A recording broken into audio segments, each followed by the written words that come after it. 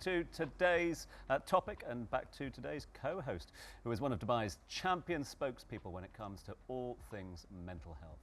Please welcome back to the show Scott Armstrong, the founder of Mentl, who joins us here on the sofa. Good to have you back. Hi Tom, good to be back. Nice to have you for what is a very pressing subject at the moment, especially this time of year. So much going on, all the pressures of the budget demands at the end of the year for those in the corporate world, a lot of social activities, there's lots of end of year parties, Christmas parties, etc.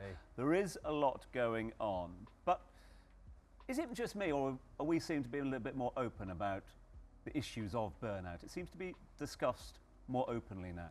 It is, and you know, over the last 3 years we've been working really hard to try and open up the conversation, but what's really fascinating, we write a report with Cigna Healthcare every year about the mental health, and we write the white paper on the UAE and Saudi Arabia. This year, for the first time ever in the UAE, mental health is now the #1 health priority for residents who answered the survey. Wow.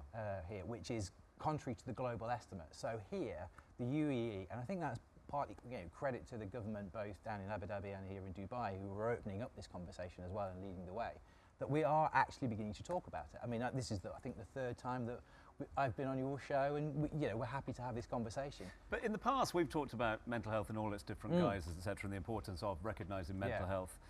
Now it seems to be getting sort of, there seem to be separate genres. So what's, in terms of sort of definitions from the off, what is burnout to you? How do you define burnout? So burnout is when chronic stress takes hold and there's not enough rest to recover from that. So when it's 24/7, when it's constant, because short bursts of stress can be good for us, particularly in a workplace. If we've got to meet a deadline or we need to run away from a lion, that's very, very helpful. But when it continues and it never stops, eventually it just becomes debilitating, and it starts affecting your emotions, it starts affecting your cognitive abilities and your ability to kind of think through problems creatively, and also it starts impacting your physical health, and things just start shutting down. And generally that's when everything becomes so overwhelming, your head is just full of 24/7, you can't stop it, and eventually it's just like physical exhaustion and you... So all those red flags that you're mentioning right now, I started noticing that weeks ago. But how do you tackle it? Because I have this constant, paranoia. Like I don't want to say no to work. I don't want to miss out on opportunities. Maybe I'm going to be replaced. And also, I am excited by the idea of constantly being busy. I find myself, are we addicted to productivity as well? I know exactly how you feel, but I'm going to slightly worry there, because actually I was diagnosed about 4 weeks ago with ADHD. So actually I have one of those brains that never shuts off. And the creative industries do tend to attract a lot of people who are neurodivergent. So that constant motor, that love of adrenaline, that need for dopamine, that's something that I gravitate towards, because my brain doesn't create enough dopamine naturally, so I'm always looking for things. But Dubai in itself almost creates a similar kind of atmosphere, because it's just so busy. And if we think about how much ambition, everyone comes to Dubai to try and achieve their dreams. There's lots of opportunity. It's an ambitious city. We work really hard. Again, this Cigna study showed that 8 out of 10 women and 9 out of 10 men are working way more than that 40-hour week that everybody else does. We are working really, really hard. And it is that, where are we building in the time to stop and to slow down, particularly, with the 24/7, with the WhatsApp reaching into our life. This whole idea of a work-life balance is a bit of a myth now. It's all kind of blended, and what happens at work comes to home, what happens at home you take into work with you. So we need to kind of learn how to live in this new normal and protect our energy. So Scott, with that being said, you've obviously you've given us examples of the red flags and why burnout is happening. If there is somebody at home watching this thinking, oh gosh, I think those are having an impact on me, what are practices that people can do to kind of reset and not reach burnout point? Yeah, I think the first thing is to have a really honest conversation with yourself and actually understand what's happening. Is this just a short-term period, a busy period? It's the deadlines, it's Q4, I've got to do this, and then after that, am I going to be okay? So am I in the middle of something that I'm going to exit quite quickly? Or is this something that's been there persistent for a while, and I can't put it away, there's nothing I can do with it. So once you understand that, then you can start taking action. There's lots of educational tools online. please go and see professionals. I think therapy is an amazing thing to do, so reach out. There's a lot of assets now on Dubai Health Authority's website and also Abu Dhabi Public Health's website. So educate yourself about that. Talk to your friends. Talk. Communicate with your families.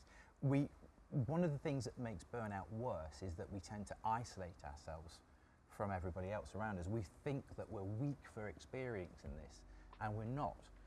And loneliness is as bad for you as smoking 14 cigarettes a day. So you're kind of contributing to the physical effects of burnout by not opening up. And it's a brave thing to do, but honestly, we say, like, again, if mental health is now the #1 priority for people in the UAE, you should feel safe opening up to your families. And then there's all the physical things that we can do. Okay, look for the boundaries. Look for where you can actually say no to things. I'm the same as you. I like to say yes to everything, but look to how you can protect the energy, even if it's in your social circle sometimes. You know, we say yes to friends' invitations, and actually, you're like, do you know what? I'm not going to go out tonight. I'm just going to prioritise Just say no. Just say no, yeah. Mentl Awards. Obviously, you know, you've been through your own journey as well. You've set up this extraordinary platform. You're helping others.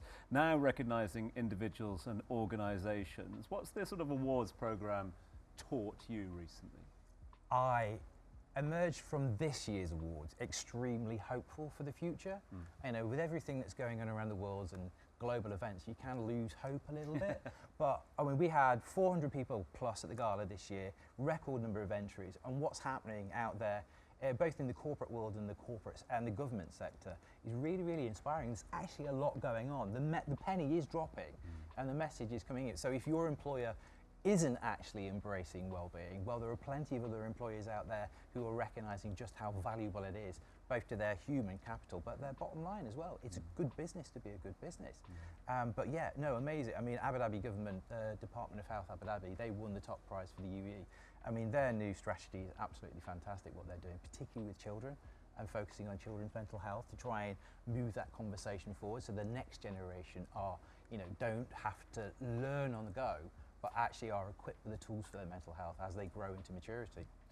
Now, Scott, just lastly, I'd love to hear some of your tips and tricks for some daily practices, because I was saying an example, Amy and I might have a similar schedule, but I'll be burned out by the end of the day, and she won't. She'll be just fine. So what is a good mindset or some good approaches? And that's right. I think it is actually trying to figure out what works for you. So it is experimentation. Every single piece of science that comes back tells us that physical exercise is very, very good for you and for your mental health. Even as little as 15 minutes and 8 seconds a day. So you don't have to be hitting the gym all the time, but just go for a walk. Even in the middle of your day, particularly around 2 to 3 o'clock where almost everybody crashes, you know, just go for a little bit of a stroll, particularly now that the weather's so good and we've got the fresh air. Take advantage of that because that's really good for your mental health. Community is really, really important. In all the longevity studies around the world, one of the biggest sort of predictors of a long life is being part of a community and having friendship.